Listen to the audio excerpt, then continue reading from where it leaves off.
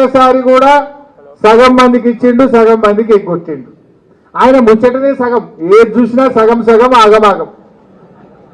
ఇప్పుడు రుణమాఫీ ఉన్నది అందరికైనా, అదే 40 పైసలు అయింది, 60 పైసలు ఎగ్గొట్టిండు. రుణమాఫీ చూస్తే సగం సగం, బతుకమ్మ చీరలు చూస్తే సగం సగం, బోనస్ పేరు రాసంగి సన్నబడ్లకు బోనస్ వచ్చిందా? ఎగ్గొట్టిండా? పేరు రాసంగి ఎగ్గొట్టిండు. ఇప్పుడు ఓట్లున్నాయని వానకాలంకి ఇచ్చిండు. బోనస్ చూస్తే సగం సగం. రైతు బంధు రేవంత్ రెడ్డి వచ్చినాక 4 రైతు బంధులు కావాలి, 2 ఇచ్చిండు, 2 ఎగ్గొట్టిండు. అవునా కదా? కేసీఆర్ ఉంటే కరోనా వచ్చినా మా ఎమ్మెల్యేల జీతాలు బంద్ పెట్టిండు, ఉద్యోగస్తుల జీతాలు బంద్ పెట్టిండు, రైతులకు మాత్రం బరాబర్ రైతు బంధు ఇచ్చిండు కేసీఆర్. రేవంత్ రెడ్డికి నా కరోనా లేదు, పెద్ద నోట్ల రద్దు లేదు, అయినా 2 సార్లు రైతు బంధు ఎగ్గొట్టిండా? అది కూడా సగం సగమేనా? రైతు బంధు చూస్తే సగం సగం, బోనస్ చూస్తే సగం సగం, రుణమాఫీ చూస్తే సగం సగం, బతుకమ్మ చీరలు చూస్తే సగం సగం, అంతా అగమాగం. అవునా కాదా? ఏదైనా ఒక్కడైనా చక్కగా ఉన్నదా? దవాఖానలో పోతే కేసీఆర్ కిట్ బంద్ అయిపోయింది, న్యూట్రిషన్ కిట్ గర్భిణీ స్త్రీకి బంద్ అయిపోయింది, బతుకమ్మ చీరలు బంద్ అయిపోయినాయి, గొర్రెలు బంద్ అయిపోయినాయి, దళిత బంధు బంద్ అయిపోయింది. ఏమైంది ఆయన ఇచ్చింది కొత్తగా? ఏమన్నంటే బస్సు ఫ్రీ అంటాడు, ఆడేదో ఫ్రీ అంటే మగవాళ్ళకేమో డబుల్ రేట్ కొడుతుంది, టికెట్ డబుల్ చేస్తుంది, ఇంకేముంది ఆడికాడికి అల్లికల్లి 0-0. అవునా కదా? ఆడలకు ఫ్రీ, భార్యకు ఫ్రీ, భర్తకు డబుల్ రేటా, ఇంకేముంది డబుల్ టికెట్ కొడుతుంది. నువ్వు ఇచ్చిన ఫ్రీ ఏమున్నది? అంతా మోసమే కదా. ఇవాళ ఆలోచన చెయ్యాలి. ఇంత చేసి కాలికి బల్పం పట్టకుండా రేవంత్ రెడ్డి ఊరు తిరిగిండు. మా కాంగ్రెస్ వాళ్ళకి ఓట్లయింది, బతుకమ్మ చీరలు కట్టుకొని వచ్చి ఓట్లయింది. కానీ ఏం చేసిండు? కళ్ళు నెత్తికెక్కి అహంకారంతో మాట్లాడిండు. ఇక బీఆర్ఎస్ మొలవదట, బీఆర్ఎస్ విత్తనాన్ని మొలవని అన్నాడు. అన్నదా? భూమిని చీల్చుకొని విత్తనం ఎట్లా మొలుస్తుందో బీఆర్ఎస్ పార్టీ రేవంత్ రెడ్డి గుండెల్లో నుంచి గెలిచింది. ఒక్కటేళ్ళు గెలవలే.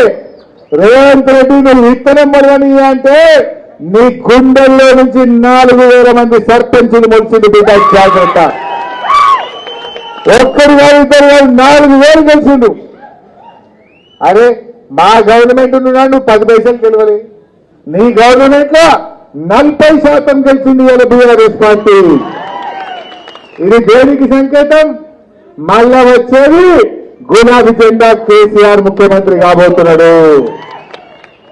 మా క్రాంతంత్ గారు అన్నది ఇప్పుడే, పోలీసులు జర జాగా హుషారు చేస్తుర్రన్నా, తిప్పలు పెడుతుండ్రన్నా అన్నాడు. ఎస్పీ గారు జాగ్రత్త, మా కార్యకర్తలను ఎవరన్నా ఇబ్బంది పెడితే ఇంకా 2 ఏళ్లలో మళ్ళా బీఆర్ఎస్ గవర్నమెంట్ వస్తుంది. మా అక్క చెప్పినట్టు మంత్రి నేనే వస్తా, మీ సంగతి చెప్తా. పోయిన తాప మనం ఎవరిని ఏమనలే. ఎంతసేపు పని చేయాలి, పనెంబడబడ్డం. 200 పింఛను 2000 చేసిండు కేసీఆర్. ఆడబిడ్డ పెళ్లికి కళ్యాణ లక్ష్మి ఇచ్చిండు కేసీఆర్.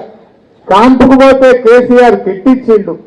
రైతు బంధు ఎకరానికి 10,000 రూపాయలు ఇచ్చిండు. రైతు చనిపోతే 5 లక్షల రూపాయలు ఇంటికే పంపించిండు మన కేసీఆర్. ఇట్లా ఎన్నో పనులు చేసిండు. గొర్రెలు ఇచ్చిండు, చేప పిల్లలు ఇచ్చిండు, దళిత బంధు ఇచ్చిండు, చాలా మంచి కార్యక్రమాలు చేసిండు. మనం ఎంతసేపు పనెట్లా చేయాలనో ఆలోచన చేసినాం. ఈ తాప మాత్రం ప్రజలకు పనిచేస్తాం.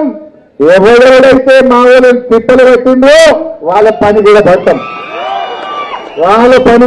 బిడ్డ ఇచ్చిపెట్టాడు లేదు సార్.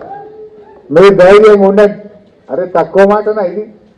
పోలీసులను పెట్టినా, పైసలు వంచినా, మద్యాన్ని బారిచ్చినా మా అందరిలో 72 మంది సర్పంచులు గెలిచింది. ఇలా అద్భుతమైన విజయాన్ని సాధించింది. మీ అందరికీ శుభాకాంక్షలు. అంతా పక్కపరిచిన వాళ్ళు, పేదోళ్ళు, పైసలు లేవు కానీ ప్రజల హృదయాల్లో మంచి పేరుంది కనుక నేను అందరూ గెలిచాను. పాపం కొంతమంది తమ్ముళ్ళు ఓడిపోయిండు, వాళ్ళు కూడా బాధపడాల్సిన అవసరం లేదు. నా దృష్టిలో గెలిచిన సర్పంచులకు బాధ్యత ఉంది, ఓడిపోయిన సర్పంచ్ అభ్యర్థులకు భవిష్యత్తు ఉండదు. భవిష్యత్తును ఎందుకంటున్నా ఈ దాపరిని అంతగా చూసి